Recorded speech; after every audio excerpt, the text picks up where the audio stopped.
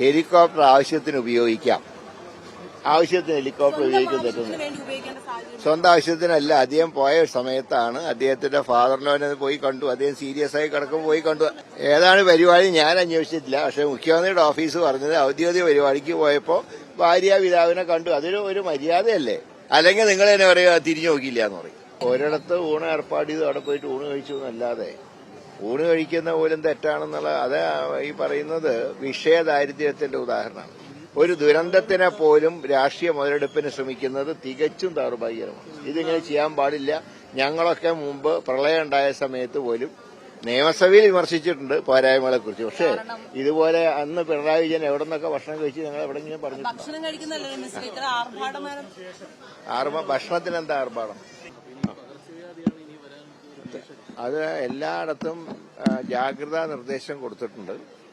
ഞാൻ മനസ്സിലാക്കുന്നത് ലോക്കൽ ബോഡിയും അതനുസരിച്ച് വേസ്റ്റ് മാനേജ്മെന്റ് കാര്യങ്ങൾക്കൊക്കെ നിർദ്ദേശം കൊടുത്തു എന്നാണ് മന്ത്രി എന്നോട് സൂചിപ്പിച്ചിട്ടുള്ളത്. അപ്പോൾ ഏതായാലും ആവശ്യത്തിലുള്ള മരുന്നുകളൊക്കെ എത്തിച്ചിട്ടുണ്ട് ക്യാമ്പിൽ.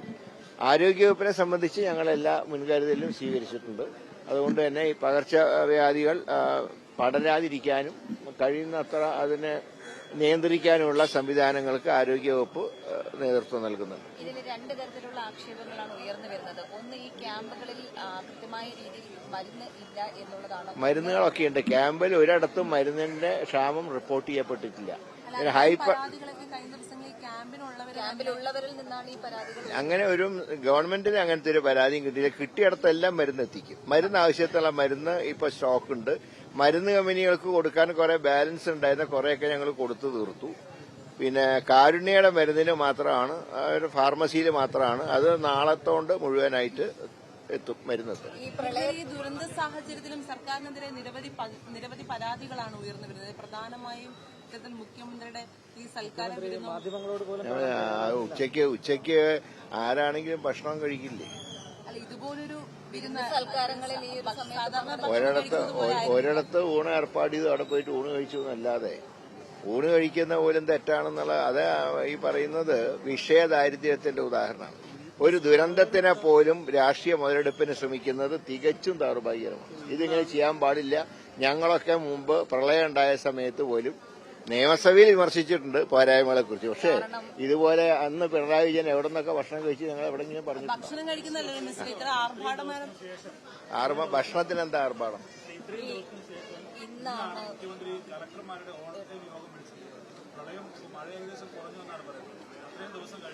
മഴ കുറഞ്ഞെന്ന് വെച്ചാൽ മഴ കൂടിക്കൂടായി ഇല്ലല്ലോ. ഏത് നേരത്ത് മഴ ശക്തിപ്പെടാം. ഈ പിണറായി വിജയൻ എല്ലാ ദിവസവും മാധ്യമങ്ങളെ കൊണ്ടൊക്കെ ബ്രീഫ് ചെയ്യും. ജനങ്ങൾ അത് കാത്തിരിക്കുകയും ചെയ്തിട്ടുണ്ട്. പക്ഷെ വി ഡി സതീശന്റെ ഭാഗത്ത് അത്തരമൊരു ഇടപെടലില്ല എന്നുള്ളതാണ്. അല്ല, വി ഡി സതീശൻ ഞാൻ പറയുന്നത് ഒരു ഉച്ചയ്ക്ക് ഊണ് കഴിച്ചാണ് അത്ര വലിയ അപരാധം. ഈ ആർഭാടം എന്ന് പറയുന്നത് എന്താ നിങ്ങൾ ഉദ്ദേശിക്കുന്നത്? കറിയുടെ എണ്ണം കൂടി അത് അങ്ങനെ ഭക്ഷണം കഴിക്കുന്ന ആളല്ല. ഏതായാലും ഒരു ഭാഗ്യത്തിന് നിങ്ങൾ ഈ പറഞ്ഞ ദിവസങ്ങളിലൊന്നും ഞാൻ ഉച്ചഭക്ഷണം കഴിച്ചിട്ടില്ല. അതുകൊണ്ട് ഞാൻ രക്ഷപ്പെട്ടു.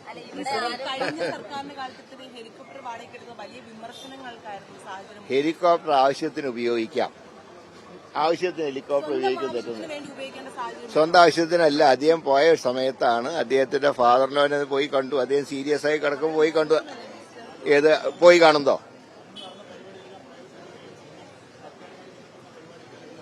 ഏതാണ് പരിപാടി ഞാൻ അന്വേഷിച്ചിട്ടില്ല. പക്ഷെ മുഖ്യമന്ത്രിയുടെ ഓഫീസ് പറഞ്ഞത് ഔദ്യോഗിക പരിപാടിക്ക് പോയപ്പോൾ ഭാര്യ പിതാവിനെ കണ്ടു. അതൊരു മര്യാദയല്ലേ? അല്ലെങ്കിൽ നിങ്ങൾ തന്നെ പറയുക തിരിഞ്ഞു നോക്കിയില്ല എന്ന് പറയും.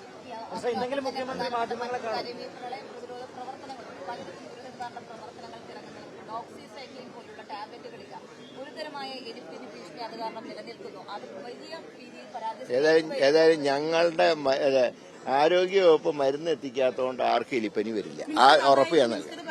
മന്ത്രിമാർക്കും മുഖ്യമന്ത്രിമാർക്കും വീടുകളിൽ അമ്മായിയപ്പനെയും കാണാനുമായിട്ടൊക്കെ ഈ ഔദ്യോഗിക ഇത്തരത്തിൽ ഉപയോഗിക്കാം. ഇനി അങ്ങനത്തെ അല്ല ഞാൻ പറഞ്ഞത്.